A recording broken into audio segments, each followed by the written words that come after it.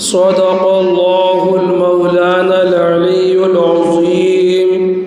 सदक़ रसूलुहुन नबियुल करीमुल अमीन।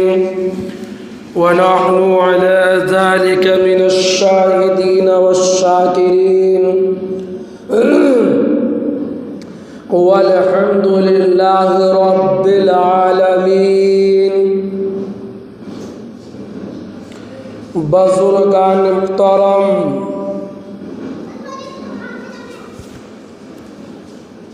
कुरान करीम की एक आयत करीमा आप हजरात के सामने तिलावत की गई। आयत करीमा के अंदर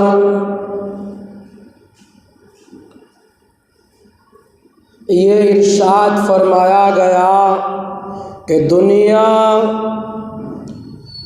धोखे का घर है।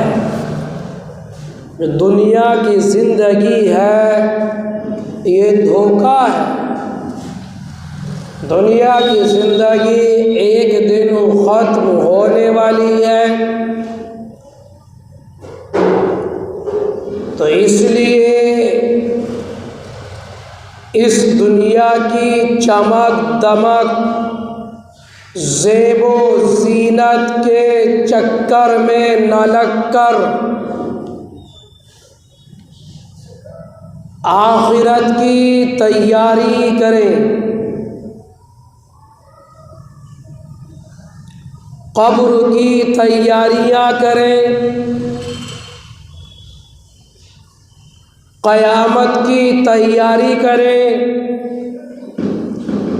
क्योंकि दुनिया की जो नेमतें हैं, दुनिया की जो ज़ेबो ज़ीनत है वो धोखा है। ये एक सिर्फ महज धोखा है। अगर इस धोखे में हम आ गए तो फिर बड़ा पछताना होगा।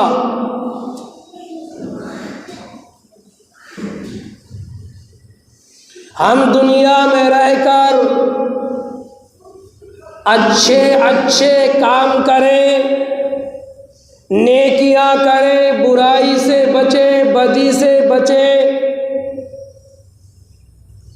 अगर हम बुराई से बचेंगे, बदी से बचेंगे, बुरी बातों से बचेंगे तो हमारी कब्र बनेगी, आखिरत बनेगी।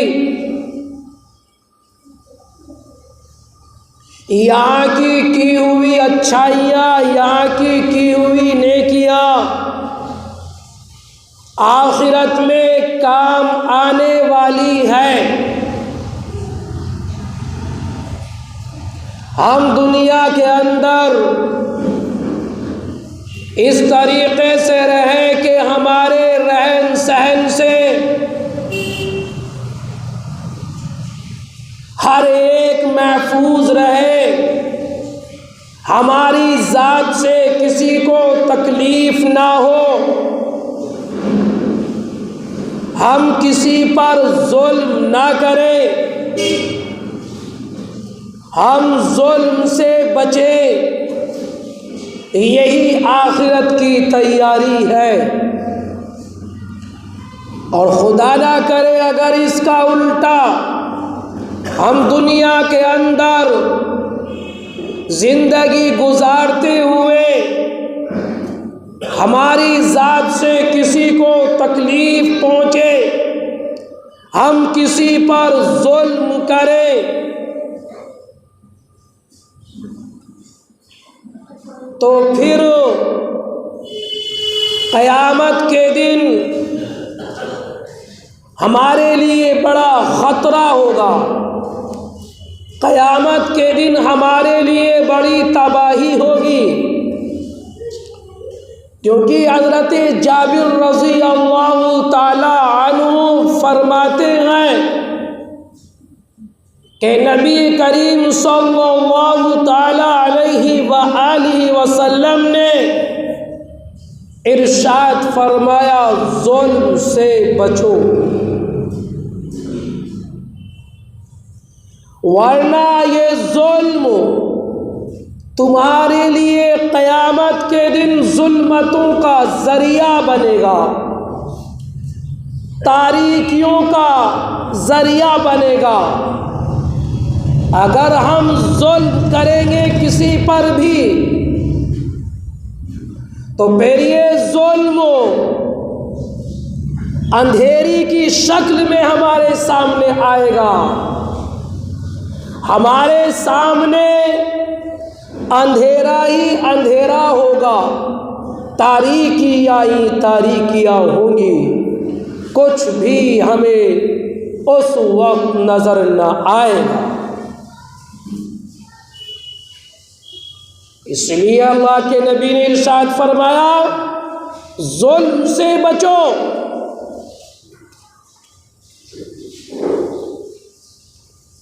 और अब वो जुल्म चाहे किसी पर भी हो,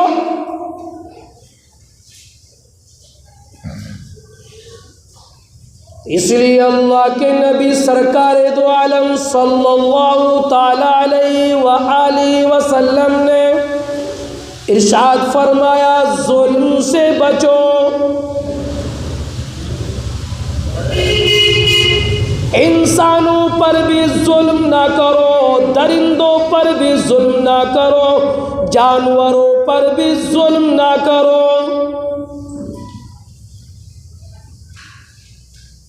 अगर तेरी औलाद है उस पर भी जुल्म ना कर, अगर तेरी बीवी है तो उस पर भी जुल्म ना कर, अगर तेरे हमसाए हैं तो उस पर भी जुल्म ना कर, अगर तेरे पड़ोसी हैं तो उस पर भी जुल्म ना करो।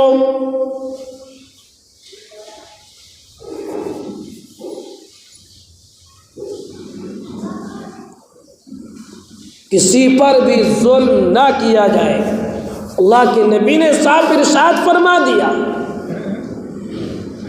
जो हदीस पाक में आपके सामने अर्ज करने लगा हूँ, इस हदीस पाक के अंदर अल्लाह के नबी ने दो बातों का हुक्म दिया।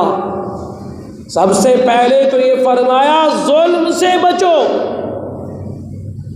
किसी पर भी जुल्म ना करो।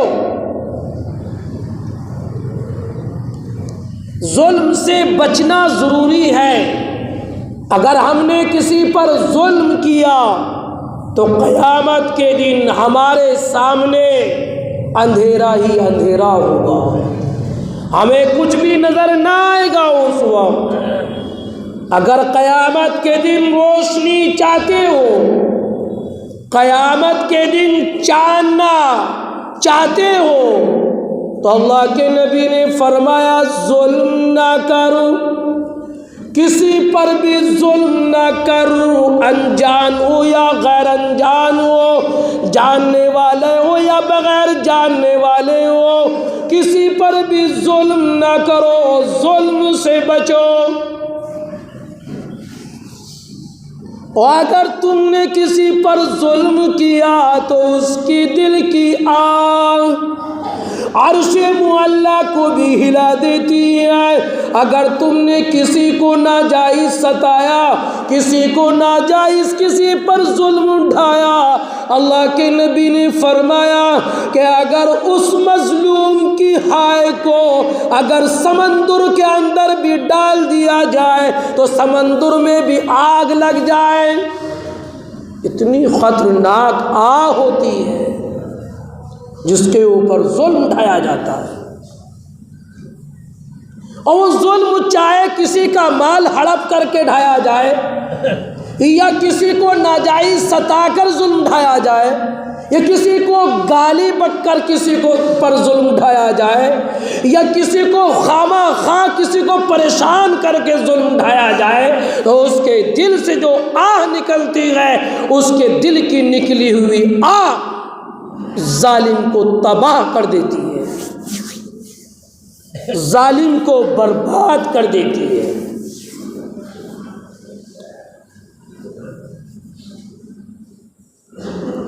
जालिम अगर जालिम ने उसके ऊपर जुल्म ढाया तो जालिम कभी भी पनप नहीं सकता। क्यों? उसने अपने भाई के ऊपर जुल्म ढाया, मुस्लिम हो या गैर मुस्लिम हो, किसी भी मजहब से उसका ताल्लुक हो, हर एक के ऊपर जुल्म ढाने से बचो, तकलीफ देने से बचो, किसी को नाजायज सताने से बचो। अगर किसी को नाजायज सताया, किसी को बुरा भला कहा, तो खुदा की कसम क़यामत के दिन इसका जवाब देना पड़ेगा। बहरहाल ये तफसील तो मैं गुज़िश्ता कई जुमों से आप हज़रात के सामने अर्ज़ कर ही रहा हूँ। दूसरी बात जो अल्लाह के नबी ने इस हदीस पाक के अंदर इरशाद फरमाई वो ये है, बुख़्ल से बचो, कंजूसी से बचो, माले मोहब्बत से बचो। क्यों? इसलिए कि इस माल की मोहब्बत ने तुमसे पहली उम्मतों को हलाक बर्बाद कर दिया। ये अल्लाह के नबी ने फरमाया। कंजूसी, बुख़्ल, माल की मोहब्बत ने पहली कौमों को हलाक बर्बाद कर दिया। दुनिया में उनका नामो निशा बाकी ना रहा। क्यों? इसलिए कि जब कंजूसी दिल के अंदर आ जाती है, बुख़्ल दिल के अंदर आ जाता है, तो ये बुख़्ल फिर इस तरफ भी आमादा करता है और इस तरफ भी उसके दिल में ये बात आती है कि माल आ जाए, कहीं से भी आ जाए, जायज़ हो या ना जायज़ हो, हलाल हो या हराम हो, या बीवी को तकलीफ़ देकर माल आए या भाई को तकलीफ़ देकर हो, उसका माल हड़प करके माल आए, कोई परवाह नहीं। कहीं से भी आ जाए तो फिर तो उसके दिल से जायज़ नाजायज़ हलाल हराम की तमीज़ उसके दिल से निकल जाती है, फिर उसे कुछ नहीं दिखाई देता। आ जाए बस माल, कहीं से भी आ जाए, जायज़ तरीक़े से आए या नाजायज़ तरीक़े से आए, हलाल तरीक़े से आए या हराम तरीक़े से आए, बस माल आ जाए। बीवी के हुकूक पामाल हो या भाई के हुकूक पामाल हो, पड़ोसी के हुकूक पामाल हो या कुछ भी हो, किसी भी तरीक़े से माल आ जाए, बस यही उसको धुंध रहती है। जब दिल के अंदर बुख़्ल आ जाता है और यही चीज़ बस तबाही का ज़रिया बन जाती है। जब किसी का माल हड़प होगा, भाई का माल हड़प किया जाएगा, बीवी का माल, बीवी के हुकूक पामाल किए जाएंगे, तो फिर यही तबाही का ज़रिया बन जाएगा, यही तबाही का ज़रिया होगा। तो इसलिए अल्लाह के नबी सरकार दो आलम सल्लल्लाहु ताला अलैहि व आलिहि वसल्लम ने इरशाद फरमाया कि तुम दुनिया के अंदर ज़रूर ज़िंदगी गुजारो, लेकिन इस तरीक़े से ज़िंदगी गुजारो कि जैसे परदेसी मुसाफिर ज़िंदगी बसर करता है।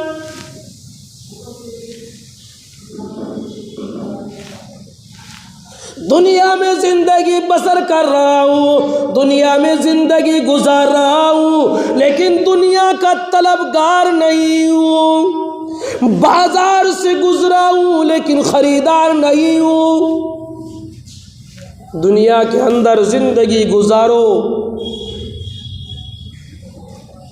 माल भी हासिल करो, दौलत भी हासिल करो, लेकिन इस तरीक़े से नहीं कि रात दिन बस माल की फिक्र रहे और कोई चीज़ दिल के अंदर आए नहीं, बस यही बुख़्ल है। 24 घंटे की पूरी ज़िंदगी गुजर जाए, पूरा वक्त गुजर जाए, कभी भी कब्र का अंधेरा याद ना आए, यही बुख़्ल। समझ लो यही माल की मोहब्बत दिल के अंदर पेवस्त हो चुकी है। अगर सारे दिन में एक मर्तबा भी कब्र का गड़ा याद ना आए या एक दफे भी मौत याद ना आए तो समझ लो माल की मोहब्बत दिल के अंदर उतर गई है। अल्लाह के नबी ने फरमाया माल की मोहब्बत हो थोड़ी सी मोहब्बत हो। क्यों? अगर माल की मोहब्बत नहीं होगी तो फिर चाहे हमारा माल कोई चोर चोरी करके ले जाए हम तो उसको रोकेंगे भी नहीं, जब माल की मोहब्बत ही नहीं है। जब हमारी चीज को कोई चुराता है और हम सामने होते अगर हम उसको देख लेते तो मना करते हैं, तो यही तो मतलब है कि इसकी मोहब्बत है। वरना अगर बिल्कुल भी मोहब्बत माल की ना रहे तो फिर माल चाहे हलाक हो बर्बाद हो कुछ भी हो, फिर जर्रा बराबर भी दिल में कोई एहसास ही नहीं होगा। और ऐसा तो नहीं बन जाना जिस तरीके से हजरत मियाँ जी नूर मोहम्मद रहमतुल्लाह अलैह बुजुर्ग गुजरे हैं, अल्लाह उनकी कब्र को नूर से मुनव्वर फरमाए। बड़े बुजुर्ग थे, उनकी खिदमत में किसी ने एक अशरफी की थैली लाकर दे दी। अब उनको माल खरीदने की जरूरत पेश आई तो वो पूरी की पूरी अशरफी की थैली हाथ में लेकर बाजार चले गए और सामान खरीदने लगे। सामान जब खरीदा तो अशरफी की थैली निकाल कर उसमें से अशरफी उसको देने लगे। सामने चोर भी खड़ा था, उसने देख लिया कि भाई इसके पास तो अशरफी की थैली है, और पीछे लग गया चोर। हजरत मियाँ जी नूर मोहम्मद रहमतुल्लाह अलैह चलने लगे और जहां इसने मौका देखा उसी वक्त उस चोर ने हजरत के हाथों से वो थैली छीन ली और छीन करके भाग गया। हजरत मियाँ जी नूर मोहम्मद रहमतुल्लाह अलैह ने पीछे को मुड़कर भी नहीं देखा,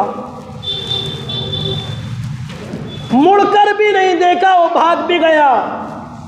लिहाजा थैली तो उसने छीन ली बुजुर्ग से, अल्लाह के वली से, लेकिन उस चोर के ऊपर अल्लाह की तरफ से आफत आ गई, अल्लाह की तरफ से अज़ाब आ गया। उस जगह से वो उससे निकला ही नहीं जा रहा है। उस गली में को जाता है, रास्ता उसको हाथ नहीं आता, दूसरी गली से गुजरता है, उस तरफ से भी उसको हाथ नहीं आता। पूरा दिन गुजर गया, शहर से उसको बाहर ही नहीं निकला जाता, रास्ता ही उसको नजर नहीं आता। अपने घर जाना चाहता है लेकिन वो उससे निकला ही नहीं जाता, कहाँ को जाऊं किधर को जाऊं, रास्ता ही उसकी समझ में नहीं आता। लिहाजा उसके दिल में आया वो वलीउल्लाह है और अल्लाह के वली है, मैं उससे थैली छीन करके लाया हूँ। और उधर मियाँ जी नूर मोहम्मद रहमतुल्लाह अलैह ने दिल में यूं कहा कि वो तो मुझसे अशरफी की थैली छीन करके ले गया, आय अल्लाह अगर वो खाएगा तो हराम खाएगा, तो मैं चाहता हूँ तो मैंने अपनी तरफ से उसको सदका कर दिया, मैंने उसको अपनी तरफ से सदका कर दिया। अब उसके लिए वो चीज़ हलाल हो गई, वो अशरफी उसके लिए हलाल हो गई। आय अल्लाह तेरा बंदा तो है, वो हराम ना खाए हलाल ही खाए। ये हजरत ने दिल के अंदर नियत की और उधर उसने सोच लिया कि अब मैं इस थैली को वापस करके आऊं, जब तक मैं ये थैली वापस नहीं करूंगा उस वक्त तक मुझे निकलने का रास्ता ही नहीं मिलेगा। हजरत मियाँ जी नूर मोहम्मद रहमतुल्लाह अलैह की खिदमत में आया, दरवाज़ा खटखटाया, अंदर से आवाज़ आई, भाई कौन? क्या हजरत मैं वही चोर हूँ जो आपकी थैली छीन करके लेकर किच भाग गया था, मैं आपको वापस करने के लिए आया हूँ। हजरत जी ने फरमाया, भाई नहीं, अब ये थैली मेरी नहीं है, मैंने तो पहले ही तुझे सदका कर दिया, अब तेरे लिए हलाल हो चुकी है, मैं इसे वापस नहीं लूंगा, अब ये मेरी थैली नहीं, अब तेरी थैली है। चोर कहने लगा, नहीं नहीं हजरत जी नहीं, मैं आपको वापस करने के लिए आया हूँ, मेरे ऊपर तो एक बहुत बड़ी आफत खड़ी हो गई, मुझे रास्ता चमकता ही नहीं, मुझे रास्ता दिखता ही नहीं, मैं कहाँ को निकलूं, किधर को जाऊं, मैं बड़ा परेशान हूँ हजरत। हजरत कहने लगे मैं नहीं दूंगा। वो कह रहा मैं दूंगा। हजरत जी कह रहे मैं नहीं दूंगा। जोर जोर से आवाजें निकलने लगी। हजरत कह रहे मेरी नहीं तेरी है। वो कह रहा हजरत मैं तो आपके हाथ में से छीन करके लेकर गया हूँ, आपकी है। दोनों में बहस मुबासा होने लगा। महल्ले वाले भी जमा हो गए, भाई क्या बात है। हजरत जी वो कहने लगा कि भाई मैं इस तरीके से हजरत के हाथ में से थैली छीन करके भाग गया हूँ गलत नियत से, और मैं वापस करने आया हूँ, लेने के लिए तैयार नहीं है। हजरत मियाँ जी नूर मोहम्मद रहमतुल्लाह अलैह कहने लगे भाई मैंने इसको सदका कर दिया था। तो महल्ले वाले कहने लगे हजरत जी इसके लिए दुआ कर दीजिए, जब आपने इसको हिबा कर ही दिया, सदका कर ही दिया, तो ये अपने मंजिल मकसूद तक पहुँच जाए, अपने घर तक पहुँच जाए। हजरत ने दुआ की। जब उसको रास्ता नजर आया तो ऐसा भी नहीं होना, ये हमारे लिए तो इजाज़त नहीं थी, ये तो अल्लाह के वली की बात मैंने आपको सुना दी। ऐसा भी नहीं बनना कि बिल्कुल माल की मोहब्बत ही ना हो, हजरत ने पीछे को मुड़कर देखा ही नहीं, तो ऐसा हमारे लिए इजाज़त नहीं है ये, बल्कि थोड़ी सी माल की मोहब्बत भी ज़रूरी है। अगर कोई दुश्मन हमारे माल पर हमला कर रहा है तो कम अज़ कम हम उसके दिफा के लिए बोले तो सही, उसको मना तो करे तो सही। बस इस तरीके से हम ज़िंदगी बसर करें कि दुनिया में तो हम गुजर रहे हैं, ज़िंदगी बसर कर रहे हैं, लेकिन ये दुनिया पूरी तरीके से हमारे दिल के अंदर पेवस्त ना हो जाए। जिस तरीके से कश्ती के लिए पानी ज़रूरी है, जब तक कश्ती के पानी नहीं होगा कश्ती नहीं चलेगी। इसी तरीके से जब तक माल नहीं होगा उस वक्त तक भी ज़िंदगी आप बसर नहीं कर सकते। ये माल भी ज़रूरी है, दौलत भी ज़रूरी है, इसके बगैर आप कैसे अल्लाह अल्लाह कर सकते हैं, इसके बगैर आप कैसे ज़िंदगी बसर कर सकते हैं। लेकिन कश्ती के लिए पानी उसी वक्त तक मुफीद है जब तक वो पानी कश्ती के अंदर ना आए। अगर पानी के अंदर कश्ती के अंदर पानी चला गया तो कश्ती डूब जाएगी, कश्ती हलाक हो जाएगी। इसी तरीके से अगर दुनिया दिल के अंदर उतर गई तो फिर यही तबाही का जरिया बन जाएगी। अल्लाह मुझे भी और आपको भी अपनी मर्ज़ियात पर चलने की तौफीक इनायत फरमाए। आमीन या रब्बल आलमीन।